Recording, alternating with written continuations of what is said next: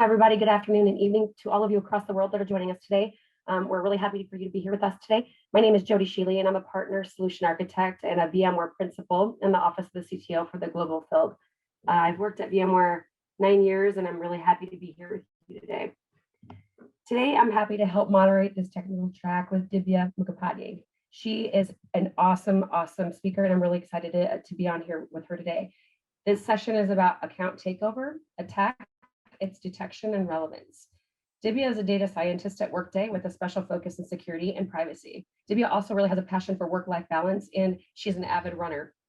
I worked on the Transforming Technology Technical Committee to help decide why we selected Dibya's technical session. I personally really liked the account takeover attack track because it caught my ear with her view on how to create better situational awareness around fraud and account takeover.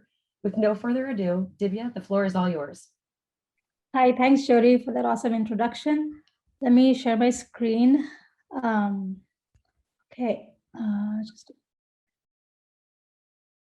I guess, can you see my slides? Well, thank you, thank you, slide, awesome. Just 1 minute, let me go to the first slide and start presenting.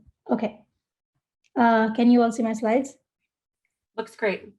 Okay, so I'm gonna talk about the account takeover attack and how it's relevant in today's world and how some of them can be detected. I'm sure there's a wide plethora of them. We're going to talk about some of them. So what is an account takeover? It's a form of identity theft where the attacker successfully gets your information, like username, password online, like your information online, which means a username, a password, your email address, password, or any of these credentials to break into your account and target something that is of monetary value. It can be your paycheck, it can be your stocks, it can be your flight miles, it can be your Macy's account where they use your credit card to order something. It can be anything.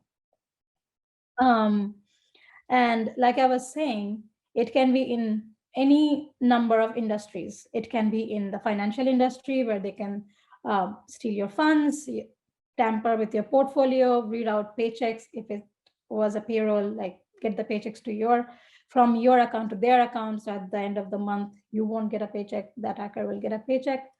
Access to retail accounts in case of shopping or retail, say Macy's, eBay, you name any of the retail accounts. We have all like 100 different accounts today. For anything and everything, we have a separate account, right? So any of these accounts, if you save a credit card and if they can get access to the account, they can use it to buy something. They can use it to sell something on your behalf if it's like a platform like eBay, or if it's a mileage account like frequent flyer miles, they can get your miles, book tickets, and so on.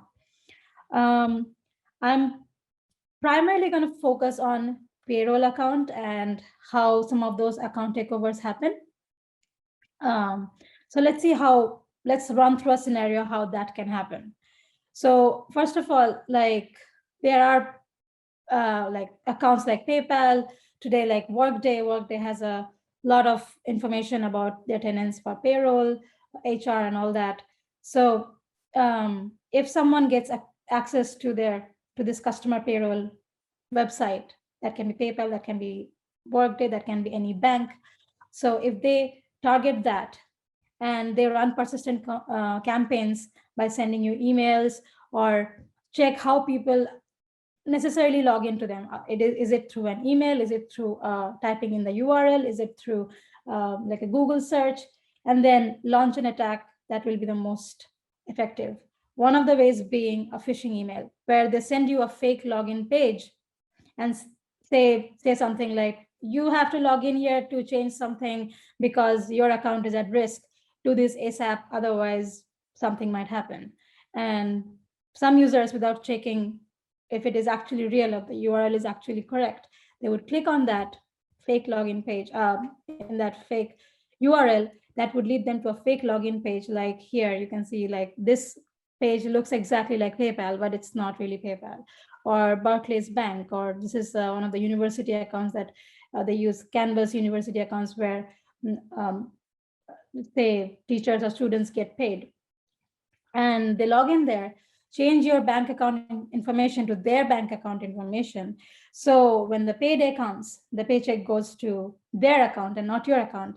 And one of the things about this kind of an attack is that mostly we are not paying attention. Like, is my account my account? Do you always go to your payroll account and check that? I don't. So by the time we realize it, it might be too late, because already 1 month has passed, or maybe one pay cycle has passed, and you have probably lost some money. So it's pretty severe of a situation. One of the phishing site and email that we have as an example in Workday is this one. There's nothing to do with Workday in general, but this is just an example that we built in our team. So you can get an email like this: dear Workday user, this notification messages alert you to know that we detected some errors in your account and so on.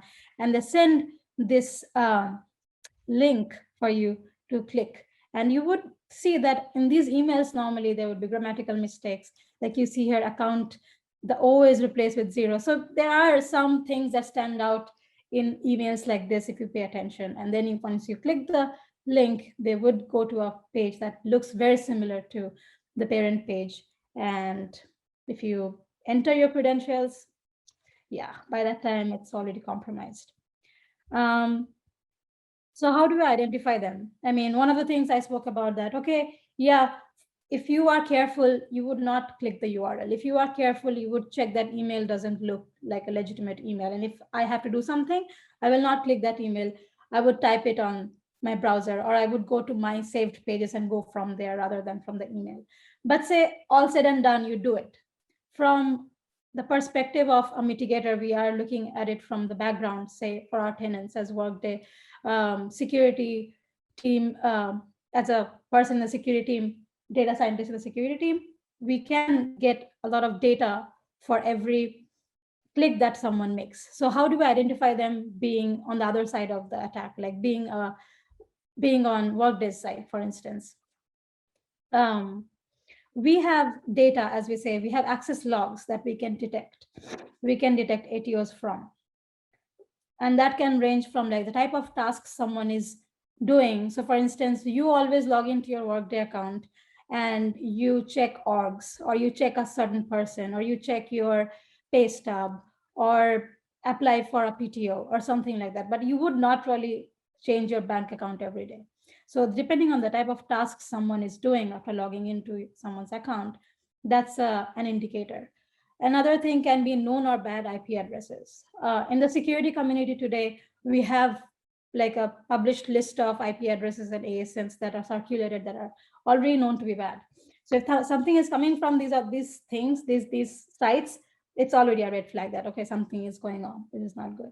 And like the type of tasks behavior, there can be other anomalous behavior patterns, like a lot of logins from different parts of the world, or login at a time which the user should normally not log in. Things like that, anomalous behavior patterns can also be a signal that this is not a legitimate user. And the way right now people manually or like have been doing it, or historically have been detecting ATOs, are using these logs, and they have a set of rules that, okay, if a bad IP address is found, block it. If this doesn't look like someone's behavior, first of all, behavior analysis or recognition is a very difficult task. It's not always a pattern. It has to be like a time series analysis. So it's already hard as it is to recognize that. But even if you do it with just business rules, it's not enough. So what happens is that every script kind of finds violations and then takes an action at the end of the script. But we don't know that if these rules were actually correct. Like, what if this was actually an actual user you blocked? That is not good for, say, Workday as a company. We don't want to block our legitimate users from doing their work on their account.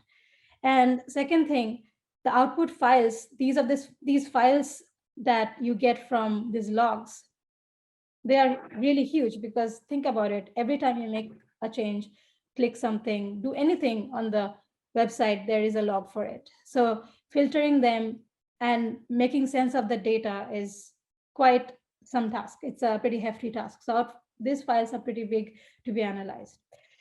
So, and again, like I said, just because rules are violated doesn't mean that it's a fraud. There can be like false positives that we think that, okay, it is a fraud, but it's actually not a fraud. So we need to make sure that we have a good balance of how many times we are getting false positives and how many times we're blocking a legitimate user. So that's why we look at machine learning, if that's a better way of solving this situation or this problem here. Why so? Because one thing is access logs are big, and not to say that machine learning has a better way of handling big data sets, but we have ways of training the model so that it doesn't always have to look at huge data on real time to make a decision. It can look at a very thin sliver of data in real time to make a decision depending on how it was trained in the background. Second thing is, right now the detection methods are really manual and time intensive. Say you run a query or you run a rules engine and so on. That goes on, looks into the entire data set and makes gives you a result, which are really time intensive. If we can have an automated system that grows with time, because these rules can evolve with time, right? Today we have a rule, tomorrow it can be something else. The attackers keep on updating their ways of attacking companies and sites. So we need to grow with time, and rules engine cannot do that. Machine learning is a much better way of going to solve that problem. So how do we really detect them? So I spoke about the machine learning model, but what does, like, how is a model really built? What fuels a model? They are actually features. So, and some of the features, some of the noteworthy features, I'm sure there's a lot of other features that we use, but these are some of the noteworthy features that I wanted to mention. That session novelty features. Like, for instance, if the user is logging in from a new city, new IP address, new subnet, or time of login, like does the user normally log in at this time? If the user, say, is in Pacific time zone, they should not be logging in Asia time zone, right? Like in London time zone or like India time zone. If they're doing it, it is an anomalous behavior. That is not to say that that user is bad, but it's something that raises a flag. Then user history anomaly features. For instance, like how far the user's login locations have been in the past. They have worked from Mountain View and then Pleasanton being their office. Say, for instance, those are the only two places. But now all of a sudden you see that user is logging in from another part of the world and then again from Bay Area. So those are pretty, different things than what the machine has seen historically for this particular user. Again, normally we always use the same browser or the same one or two browsers. We rotate them while we are signing into our payroll account or any account. So if all of a sudden you see a new browser that has been used for logging into Workday or any other account, that also can raise some flags. And finally, there are some user dossier features, which are mainly to put into context the user's own behavior, like how many number of fraudulent sessions he has had in the past 6 months. Maybe this user normally works in a way which looks like it's fraudulent, but it's actually not fraudulent. Or how many number of cities he normally logs in from. Say, for instance, I log in from a lot of cities because I travel a lot, versus another user, they don't travel much. So maybe they have logged in from 3 different cities in an entire year. So we can normalize that for every particular user depending on their own behavior. So these features help with those things. Finally, we use the XGBoost model as the choice of algorithm for detecting ATO. And I'm sure there are better models, and we can use it. We can use neural nets and time series detection for doing it. But XGBoost being such an elegant method that it helped us solve the problem with very less effort. And why so? Because XGBoost helps us with disbalanced data. Because right now, today, you would not expect someone to have a lot of true positives, right? Like you would not have a lot of ATO cases happening in your company. That hopefully is not the case. So you would have very small sliver of data that you have for training the model to learn what it looks like for actual fraudulent scenario. In that situation, this kind of an algorithm helps with with the model learning, even if the data is very disbalanced. There is only probably 10% of the data or 5% of the data is positive, 95% of the data is negative, but it still learns the pattern much better way compared to like random forest or gradient boosted models. And we can go more into why XGBoost, but I wanted to just leave it here. If you guys have any other questions, you can always ask me, text me on the Whova app. And finally, key takeaways. So if you remember anything from this talk, as a user, always remember to check your phishing emails. Like if an email looks something that stands out, always trust your gut.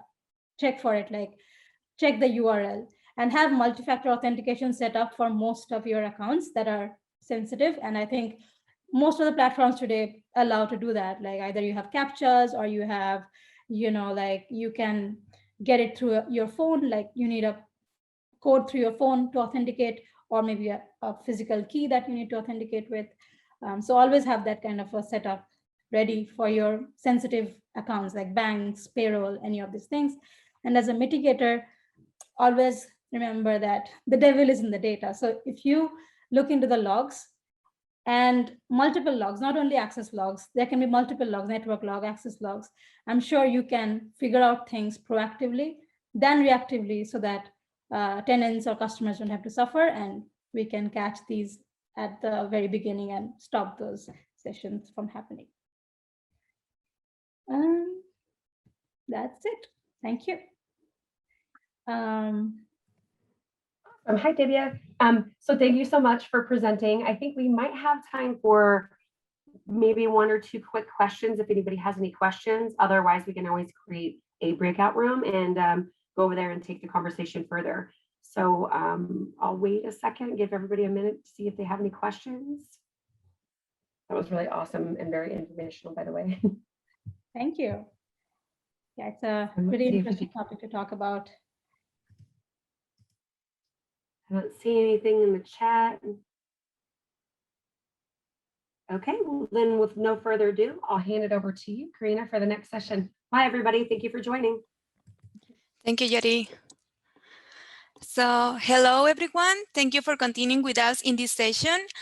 I'm Karina Caro. I'm an assistant professor at the Autonomous University of Baja California in Ensenada, Mexico. I was part of the technical track committee for the conference, and the next talk of the session is a thin line between love and K8s. We were very excited for this talk because Kubernetes is a hot topic and an amazing open source tool that can possibly transform a business and its IT outcomes. So it is my pleasure to introduce two amazing experts of this topic. On this topic, Rachel Lekin. She is a Kubernetes field engineering in the Modern Application Business Unit at VMware, and Ramona Jackson, a product portfolio director supporting the Advanced Battle Management System program at RISE 8. Welcome. Hello, everyone, and welcome to A Thin Line Between Love and K8. If you do not know, A Thin Line Between Love and Hate was a 1996 rom-com that chronicled a young man's unfortunate run-in with a woman who was very attractive, but had some deep, dark secrets. Excuse me, Rachel, can you change to the presentation? Oh, thank you. Yes. So what we want to talk about today is kind of how Kubernetes is a little like that woman that he had a run-in with. Very sexy. It's a buzzword in the industry. But what we find is that once you actually get it into your environment and you put it in front of your developer and infrastructure community, it may or may not be what you thought it was. So as Karina said, my name is Ramona Jackson. I'm the Director of Product Practice for RISE 8 and a former VMware employee in the MapBU business unit, where Rachel Lekin is currently. And I have my LinkedIn information there, but my Twitter is too hot for cable, so it's not shared. Rachel? Thanks, Ramona. Yes, I'm Rachel Lekin, and I'm a senior solutions architect now. I've moved roles recently. I'm currently at VMware, and I was formerly an IBMer as well. You can find me on LinkedIn, and my Twitter is not too hot. It's quite boring, so you can follow me there as well. So before we kick off the topic, I want to set some context around the differences between containers and VMs, right? So you probably heard this kind of conversation before, like with customers, or if your developers are talking about, should we go with containers or VMs? So I just want to set some context. So containers are emerging practices, right? They're newer, they're based off of microservices, they are lightweight, they start up very quickly, and they require less resources. On the other hand, VMs are more traditional in their approach. They're more associated with monolithic applications. They require large OS images. It takes minutes to start up. And of course, they're more resource intensive. The pro of containers is that it has a very, what do you call it? A very quick approach to get customers going. But one of the cons is that with this quick approach, the ecosystem is still evolving. So you're not going to have as much support out in the community. On the other hand, VMs are more established, so you'll have more robust support from the larger ecosystem. And when we talk about containers, there are a lot of different container types or solutions. In this case, we're going to talk about containers in the sense of Kubernetes and how Kubernetes orchestrates these containers, because that's what Kubernetes is. It's actually a container orchestrator. So why Kubernetes? Well, Kubernetes is this big, vast thing, right? You'll probably hear that a lot. But what happens, the one important thing I would say out of Kubernetes is its control loop algorithm. So you can go out and GitHub, as you know, Kubernetes is open source. You can go out and check out the code yourself. So I always suggest people to go check out this control loop algorithm that it has, which is basically what it's trying to do is you as a developer, system admin, whatever persona, you're trying to reach a desired state. So you will give Kubernetes your desired state, and then Kubernetes will try to constantly get to that desired state. So it checks the current state and says, hey, it's not at my desired state, I'm going to adjust. And then it checks it again, and then it checks it again, right? And if it is at its desired state, it's fine. It just keeps looking for it just to make sure nothing goes wrong. Another key component of Kubernetes is that it has an extendable API system. So what do I mean by that? As you can see in that picture is from the Cloud Native Cloud Foundation website, which shows basically the landscape of all of these great tools, cloud native tools that can connect with Kubernetes. It actually makes Kubernetes more robust when you actually use these platforms. So for example, if you have a customer that's trying to do monitoring of their infrastructure, there is one of these tiles here has a monitoring solution for your customer. And it's not just one, it's maybe 4, 5, 6 solutions out there that your customer will have. So that's really what makes Kubernetes great and flexible for your customers.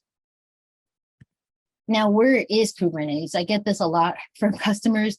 Kubernetes, I've heard described as infrastructure plus plus, PaaS minus minus. It's really a thin layer between both infrastructure and application. So what does that mean for your developers and your operators or system admins? So I look at it as it empowers your developers, right? So now they don't have to reach so far into infrastructure to get their applications running. However, from an operator standpoint or a system admin standpoint, they could view it as a barrier to applications because now it blocks them from having direct access to the applications. And this conflict is also kind of a love-hate relationship of itself. And that's where we see customers battling to install that thin layer of Kubernetes. And we also see in the next case coming up that this thin layer was not actually good for the customer and their use case. So I'll pass it over to Ramona to take us through the customer case. When we think about Kubernetes, you often think about it as a part of a digital enterprise transformation strategy. So everyone's looking to take something old and make it new, to be able to open up new opportunities for their businesses and provide more value to their end users. But what most people don't understand that taking a more traditional or waterfall-like approach to transformation isn't always the way to win the race. And when you say Kubernetes, I often consider it one of the new 3-letter words or the new 4-letter words without the extra letter, meaning that it's something that's used all the time in the ecosystem, but not everyone really understands what it is. So when we talk about transformation, I like to describe it, as we used to in VMware, as a balance or a dichotomy between drivers and outcomes. So transformation looks very different depending upon the factors within your business ecosystem or your system of systems. Your drivers are most often surrounded around how you make revenue, how your expense picture looks, what your time to market looks like in comparison to your competitors, and then what your risk appetite is.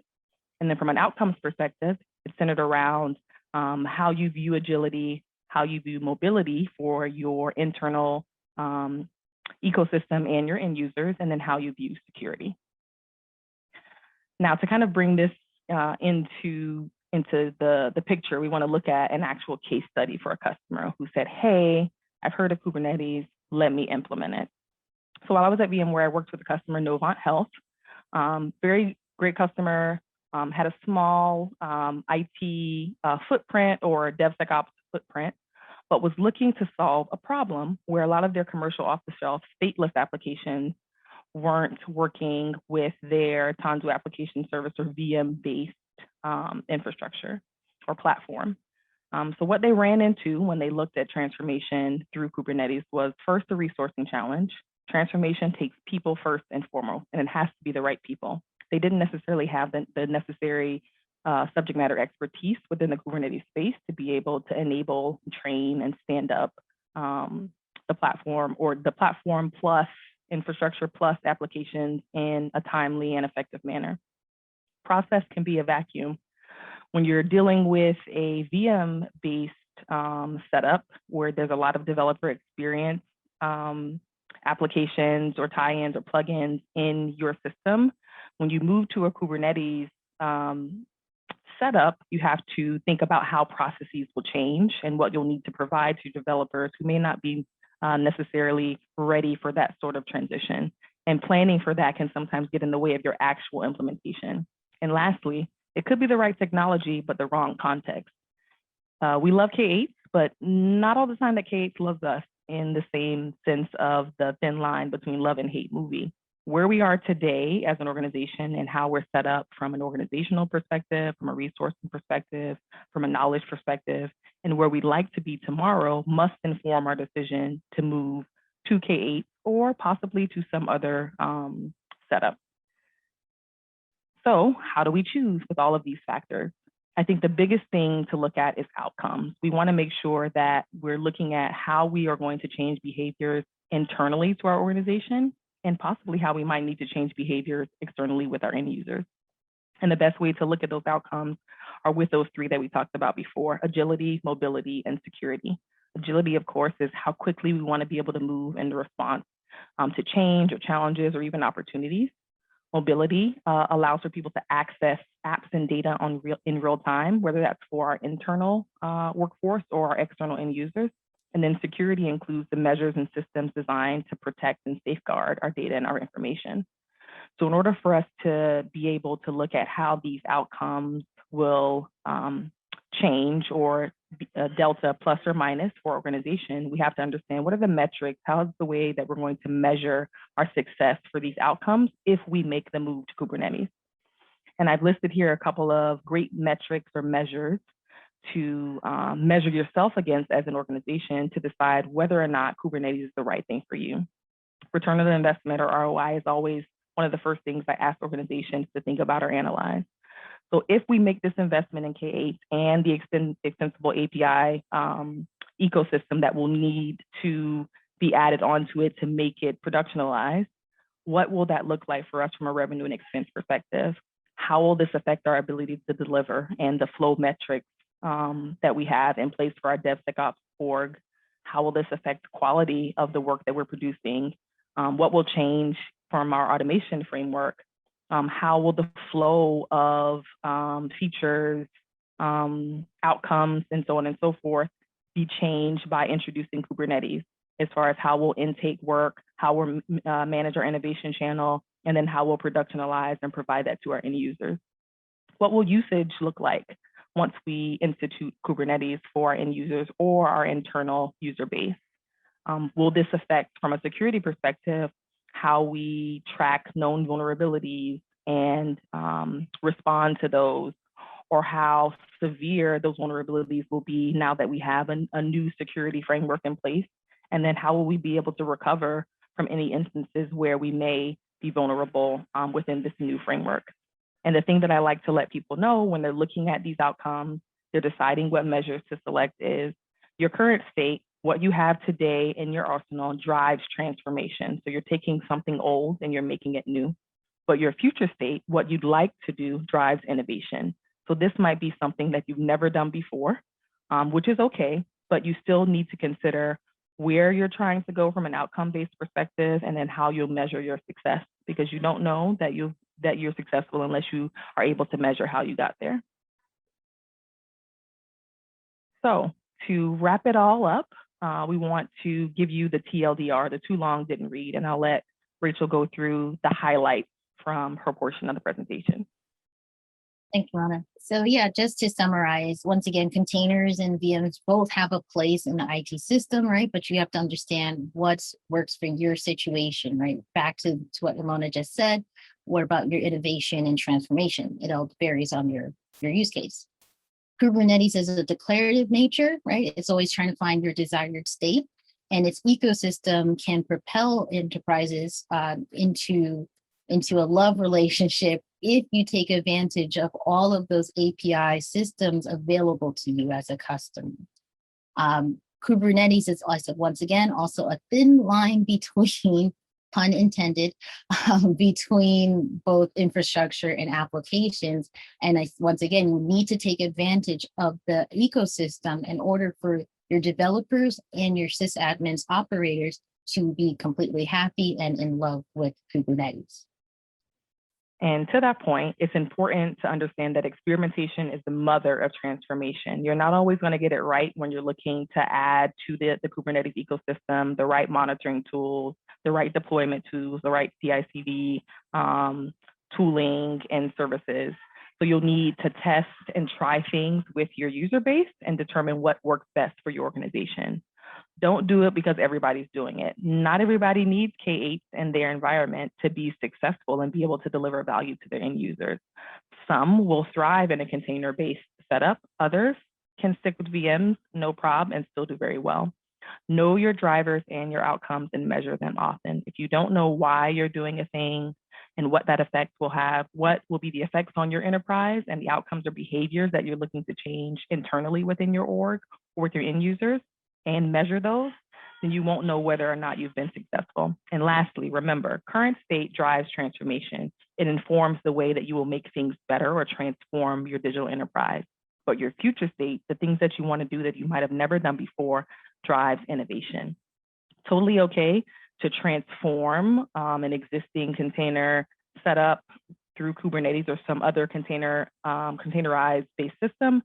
But if you've never done it before, you're looking at an innovative setup and you want to make sure that you have the right measures, the right outcomes, the right drivers in place for your organization. And that's it. Thank you, Ramona and Rachel. I think we have time for some questions. I don't know if there are questions. No? So thank you for your talk. So only a reminder, so please rate the session in the Guba app, and the closing keynote at 4 p.m. So yeah, joining us. So thank you so much.